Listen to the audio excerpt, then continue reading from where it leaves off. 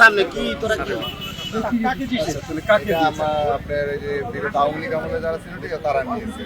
আওয়ামী লীগের রেগুলার লোকজন, সরকারের সাথে সম্পর্ক নেই। আচ্ছা, আপনি একটি কাউকে যে ভাড়া দিয়েছেন, আপনি জানেন এটা রাস্তাটা কার? সরকারের রাস্তা না ভাই?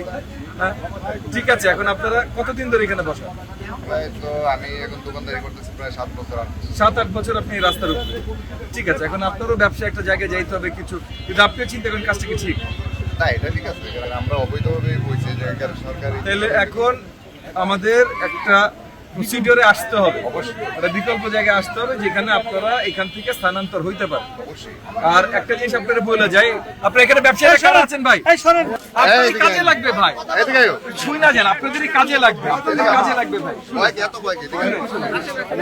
আপনাদেরকে আমি জনগণের প্রতিনিধি কথা বলতে ক্যামেরার সামনে কারণ নাম বলতে বলতেছি না, কিচ্ছু বলতে বলতেছি, আমি শুধু আপনাদেরকে বলছি যে এই যে রাস্তার উপরে দোকানগুলো করেছেন এগুলো তো বৈধ না, আপনারাও জানেন। আপনারা হয়তো অনেক বছর ধরে, যে ভাই 7 বছর ধরে করছেন এবং 7 বছর ধরে করার জন্য টাকা দিচ্ছেন লোকজনকে, এটা জানি ভাই। পয়েন্টটা হলো আগামী কিছু মাস হয়তো আপনাদেরকে আমরা এক্সট্রা সময় দিতে পারি। কে কত আপনাদের কাছ থেকে এখানে কত বড় কিশোর গ্যাং দিয়েছে, কিছু দিয়েছে, পুলিশ আর আর্মিরা বা র্যাবের উপরে কোনো কিশোর গ্যাং নাই, না, বুঝছেন? এগুলো উঠাই দেওয়া হবে।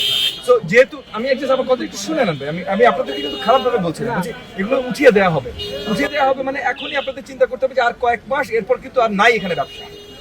তো এখন আপনারাই চিন্তা করেন কাউরে আপনি টাকা দিবেন কি না। আমি কেউ না ভাই, আমি কেউ না, কিন্তু সরকারের প্রতিনিধি হিসাবে, আপনাদের প্রতিনিধি হিসাবে আমি উঠাই দিব। সো আপনারা প্লিজ এখন থেকে আগামী কয়েক মাস যাই হয় আপনারা করেন, এই কামাইটা ব্যবহার করেন। আমরা চেষ্টা করবো আপনাদের অন্য জায়গায় ব্যবস্থা করে দিতে, চেষ্টা করবো, এটা আমরা চেষ্টা করবো। সেখানে আপনাদের 2-4 টাকা একটু খরচ হইতে পারে, বিশাল হয়তো হবে না, 2-4 টাকা খরচ হতে পারে। আপনারা কাউরে এই হাফতা দিয়েন না। আগে সরকার নিচে আপনাদের নিয়ে দিব, আপনারা কাউরে আর দিয়ে যদি দেন ওর বাপের ক্ষমতা নেই আপনারা বাঁচানো, যখন উঠাই দিব বলে গেলাম। বলে দিব আমি ঈদের আগেই নোটিশ আকারে আপনাদের সবাই পাঠাই দেব। আমি আবার বলছি মিনিমাম 2-3 মাস সময় আপনাদেরকে দিব, মানে এক রাতে কেউ আপনাদের উঠাবে না, মিনিমাম 2-3 মাস সময় দিব। কিন্তু ভাই আর কাউরে টাকা দিয়ে বুঝছেন, যেটা বললাম যে আপনারা আইসা, আপনাদের একটা ব্যস্ত রাস্তা, অনেক রাস্তা আছে ভাই, আইসা ছুরি ধরতে পারে, এটা ধরতে পারে, আপনাদের এখানে ব্যস্ত রাস্তা।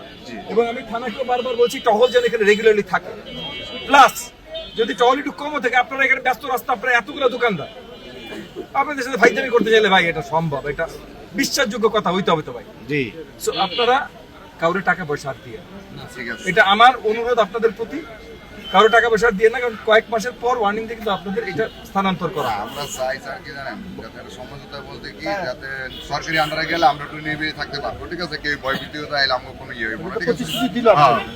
আপনার মাথায় ঢুকাইলাম, এই কথাগুলো সবাই বলে দিন, আপনাদের তো সবাই পরিচিত ভাই, যেহেতু কোনো নেতা কথা চান্স না পায়, যাতে সরকারি আমরা চাই যেই আসবে, আমরা চাই আমাদের এমপি সাহেব এসে বলে